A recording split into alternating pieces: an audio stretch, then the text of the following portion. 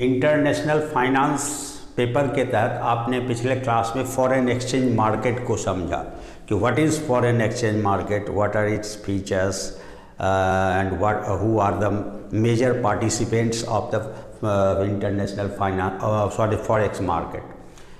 आज हम लोग देखेंगे types of foreign exchange market and transactions made there in, यानी कितने प्रकार के फॉरेन एक्सचेंज मार्केट होते हैं और उसके अंतर्गत कितने प्रकार के फॉरेन एक्सचेंज ट्रांजेक्शन्स होते हैं। तो पहले फॉरेक्स मार्केट का टाइप देखें तो मुख्य रूप से दो होता है। ज़रा ध्यान दीजिए, दो प्रकार के करेंसी ट्रेडर्स होते हैं या परचेजर सेलर या उसमें एक्सचेंज करने वाले, उसको दो ग्रुप में आप बांट सकते हो। एक वो जिनको तत्काल पेमेंट चाहिए, एक करेंसी एक्सचेंज तत्काल इमीडिएटली चाहिए, जैसे आज हम ज़रूरत है हम डॉलर दे करके हम अपना इंडियन करेंसी में कन्वर्ट करना चाहते हैं डॉलर से रुपया को। क्यों? हम वो लोग हैं जो जिसके परिवार के कोई सदस्य जो है विदेश में रहते हैं, वहाँ जॉब करते हैं और वहाँ से उन्होंने फॉरेन करेंसीज भेजा हमारे परिवार के एक्सपेंस के मेंटेनेंस के लिए।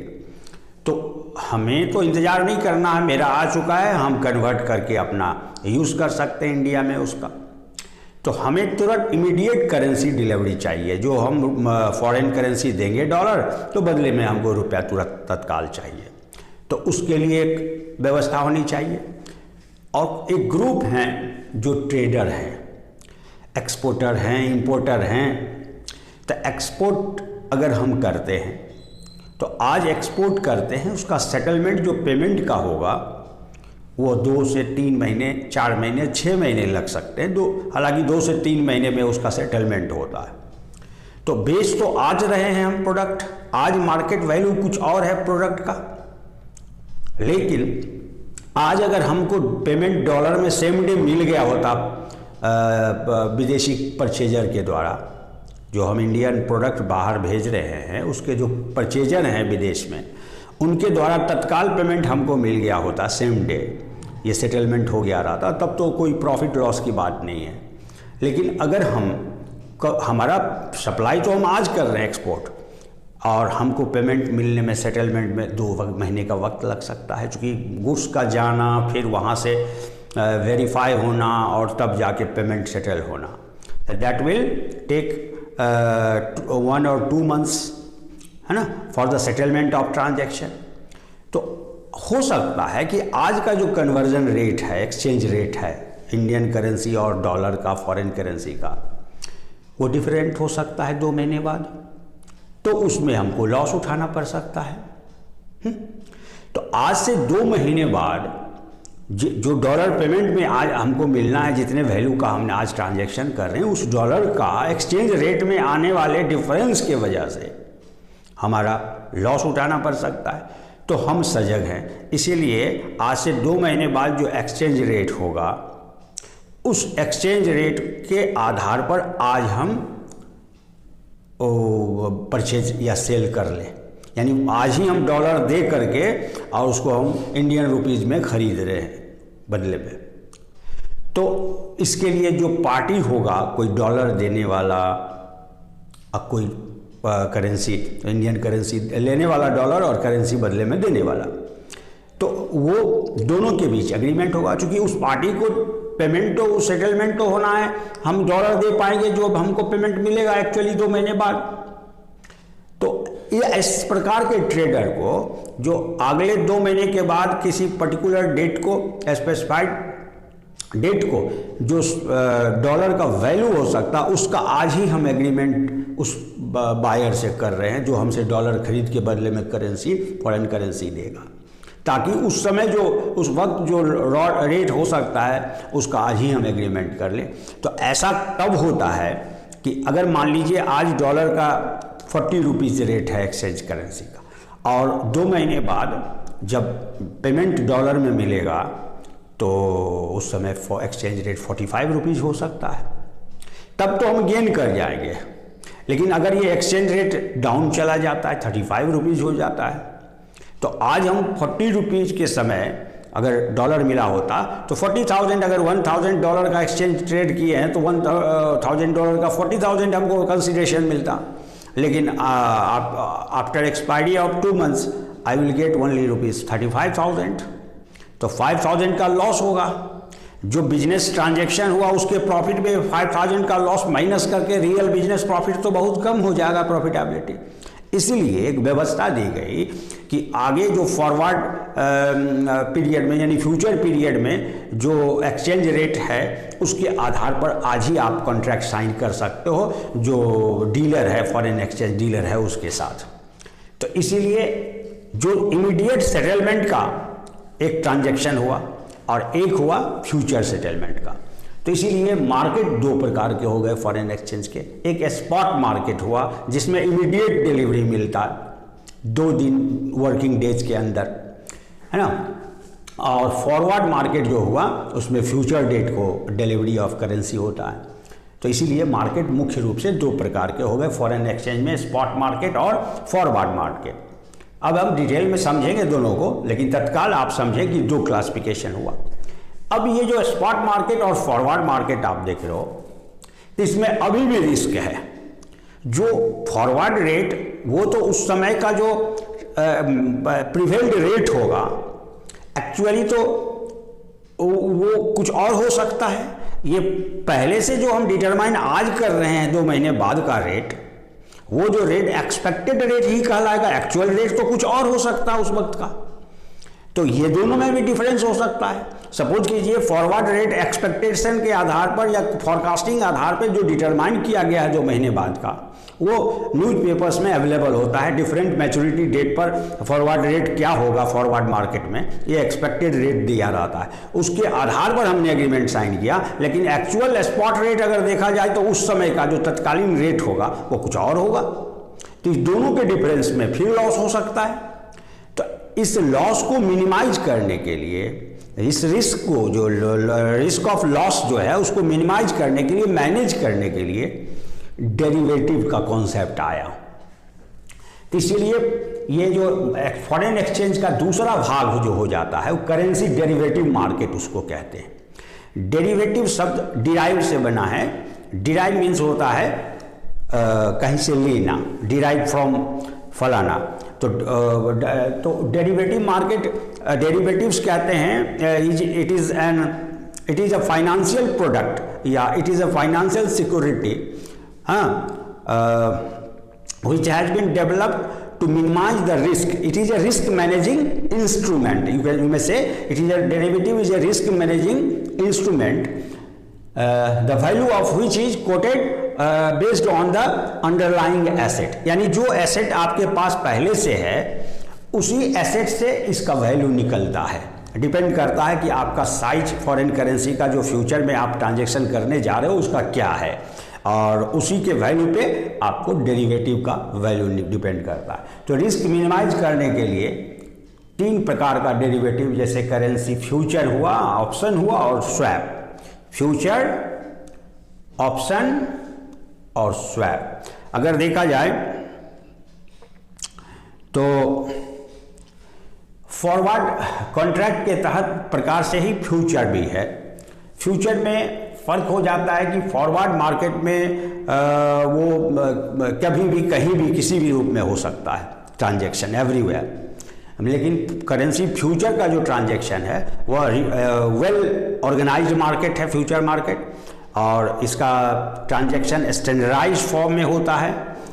जैसे मैक्सिमम 1 लाख यूनिट तक के आप कर सकते हो करेंसी का, और 10,000 100 के मल्टीपल में और जो है 10,000 यूनिट्स का कर सकते हो 1 लाख। वो डिपेंड करता है कि कौन सा करेंसी है और किस ऑर्गेनाइज्ड मार्केट में आप फ्यूचर ट्रांजैक्शन कर रहे हो।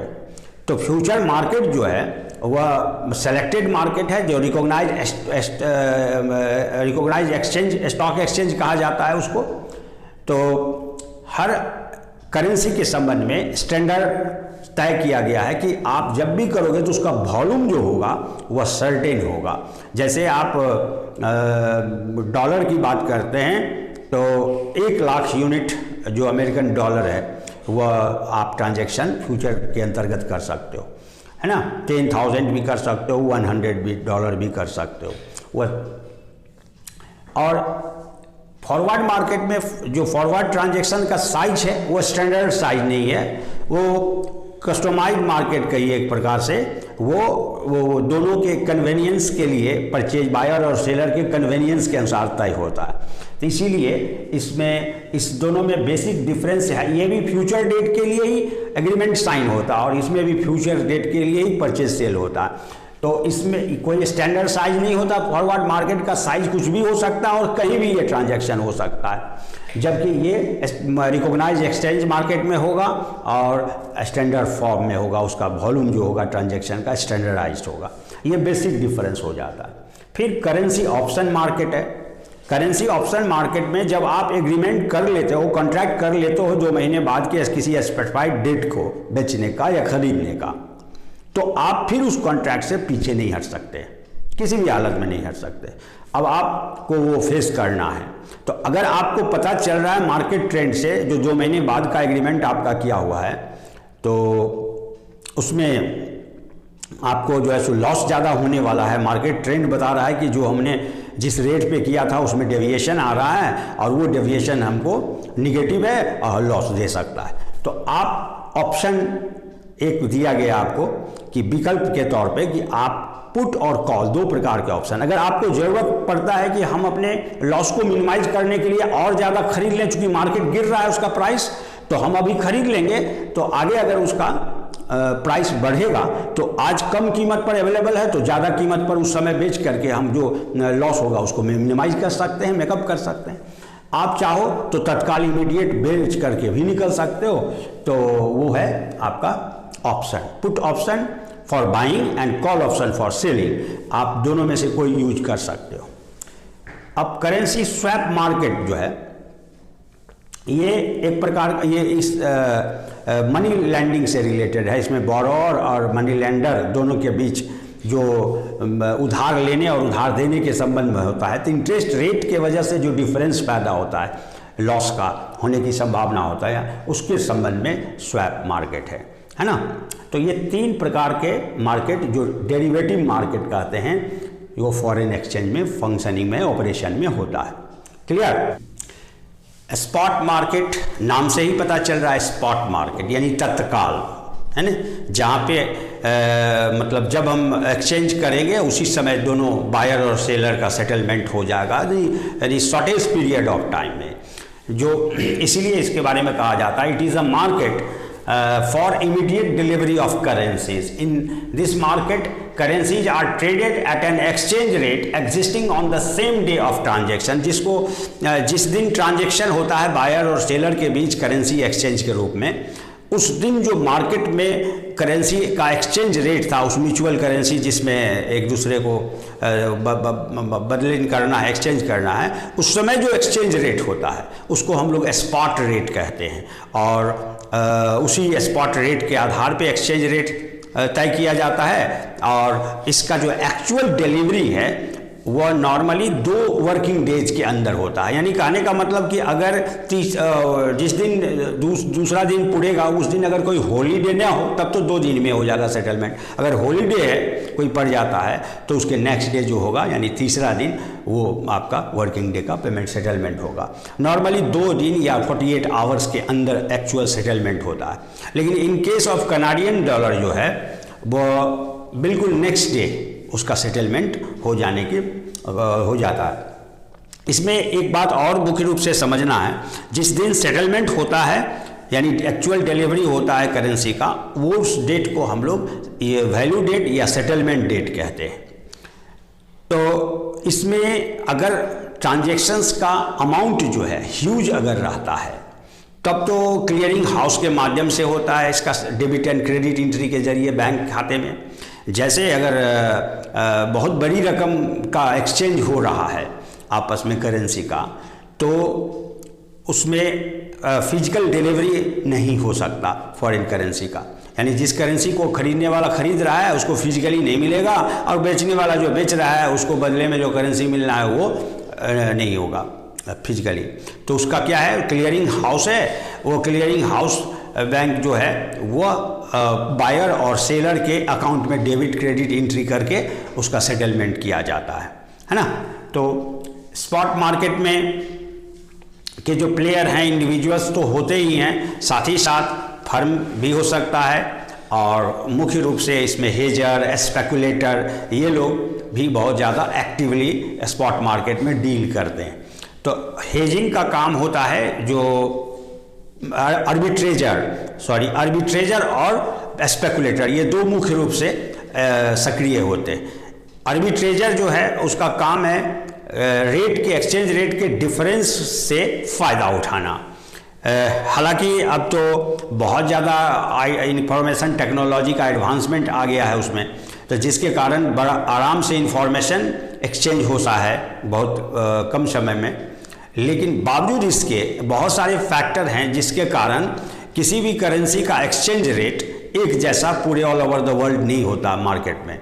तो अब जिस कंट्री में उसका एक्सचेंज रेट लो होता है किसी करेंसी का, वहाँ परचेज किया, और जिस कंट्री के मार्केट में उसका हाई रेट है वहाँ बेच दिया। तो आर्बिट्रेजर का काम है जो इनकंसिस्टेंट जो एक्सचेंज रेट है किसी पर्टिकुलर करेंसी का, उसके डिफरेंस का प्रॉफिट रीप करना। स्पेकुलेटर जो है वह एंटिसिपेशन बेसिस पे वो एक्टिव अपना सक्रियता दिखाता है। अगर वो एंटिसिपेट करता है किसी करेंसी के संबंध में कि इसका डिमांड इन फ्यूचर बढ़ने वाला है और इस डिमांड बढ़ने की वजह से उसका प्राइस अप होगा, तो वो तत्काल परचेज स्पॉट मार्केट में करना शुरू कर देता है। और जब वो परचेज करता है तो नेचुरली मार्केट उसका स्ट्रांग होता चला जाता है उस करेंसी का, और फ्यूचर में तो एंटिसिपेटेड था ही किसी विशेष घटना होने की वजह से, तो वो उसका जब प्राइस बढ़ा तो उस समय बेच दिया। जब वो हैवी परचेज किया स्पॉट मार्केट में, जिस समय घटा हुआ मूल्य था उस समय उसको कम कीमत पड़ा, और जब बढ़ गया कीमत और बेच लिया, तो जब ही बेचेगा तो सप्लाई बढ़ जाएगा, सप्लाई बढ़ने के बाद फिर उस करेंसी का market price down, exchange rate कम हो जाता है। इस प्रकार स्पेकुलेटर और आर्बिट्रेजर्स इस मार्केट में मुख्य भूमिका निभाते हैं। और हमने पहले ही बताया कि बाकी जो इंडिविजुअल्स या बैंक्स वगैरह है वो सब या तो अपना प्रॉफिट या ट्रेडिंग वर्क के लिए इसमें स्पॉट मार्केट में सक्रिय होते हैं, लेकिन इंडिविजुअल जो होते हैं वो ज़्यादातर जो unilateral transfer of money foreign currency का होता है उसके एक्सचेंज के लिए स्पॉट मार्केट को प्रेफर करते हैं। ठीक, ट्रेडर के लिए ये बहुत ज़्यादा कन्वीनियंट नहीं होता, क्योंकि ट्रेडर जो भी एक्सपोर्टर इंपोर्टर होते हैं उनके एक्सपोर्ट इंपोर्ट की प्रक्रिया में समय अधिक लगती है, प्रोसेस में 2 महीने 3 महीने लग जाते हैं, इसलिए उनके लिए स्पॉट मार्केट में तत्काल इमीडिएट डिलीवरी लेना पॉसिबल नहीं होता है ना। तो इसके लिए स्पॉट मार्केट को आप समझ गए होंगे, हैं।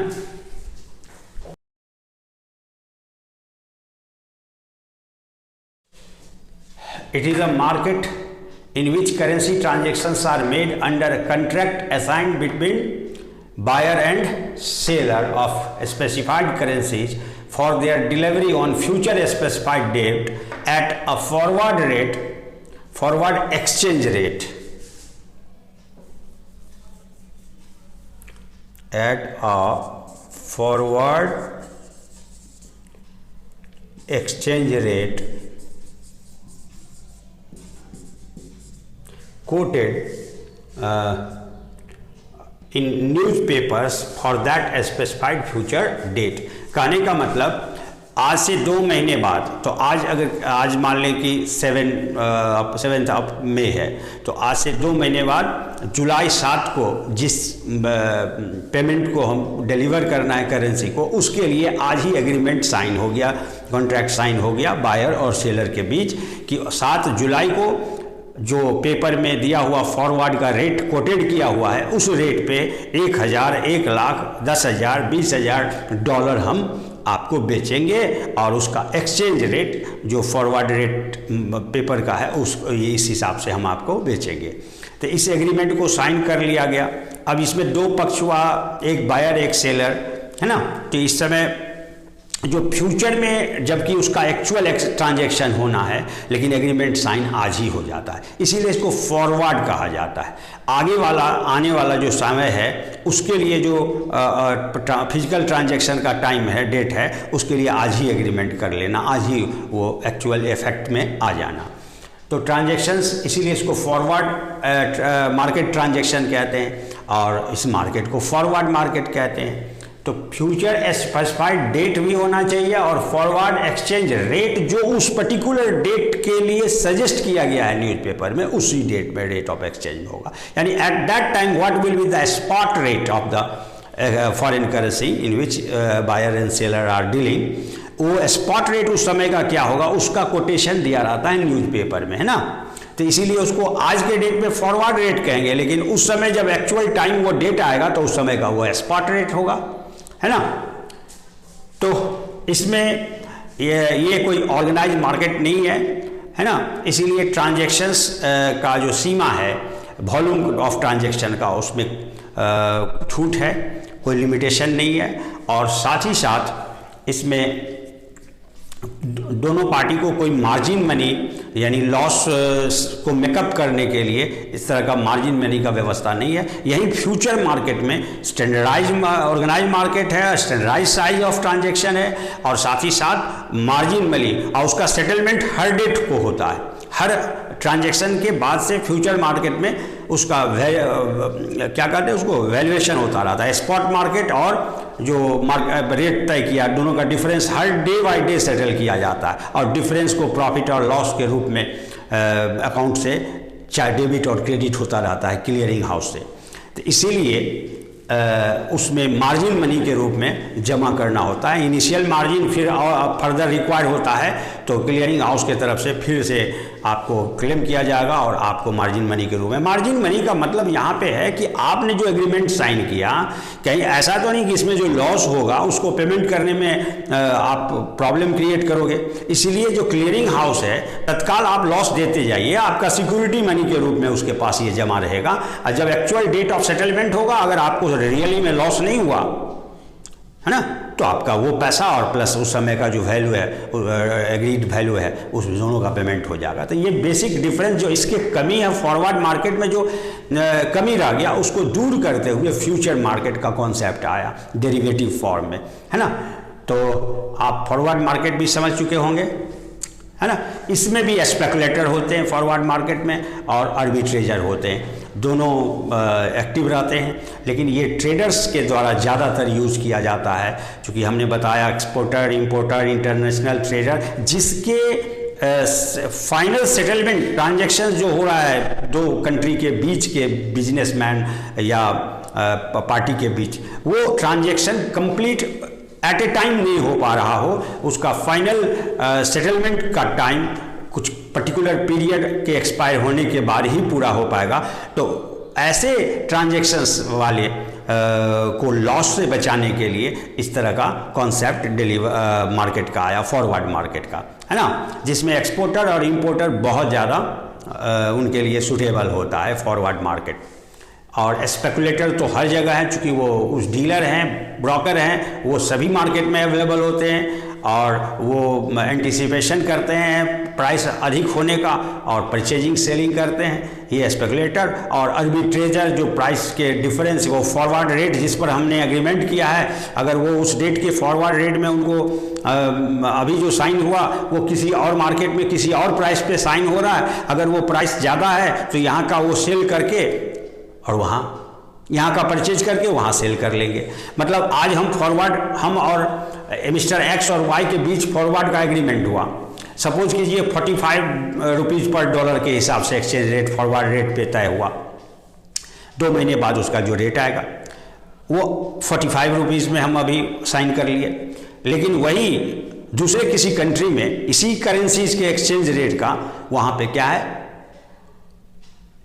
50 रुपीज़ है, तो यहाँ हमसे वो परचेज कर लेगा इमीडिएट 46 रुपीज़ में, है ना, और 46 रुपीज़ में हम उसके साथ एग्रीमेंट कर लेंगे और वो उस चीज़ को वहाँ पे जाके सेल कर लेगा। है ना। तो इस तरह से वो प्रॉफिट रीपर कहलाता है आर्बिट्रेजर, जो प्राइस डिफरेंस के का लाभ उठाता है, बेनिफिट उठाता है। तो ये सभी सक्रिय होते हैं और मुख्य रूप से ट्रेडर सक्रिय होते हैं इस मार्केट में।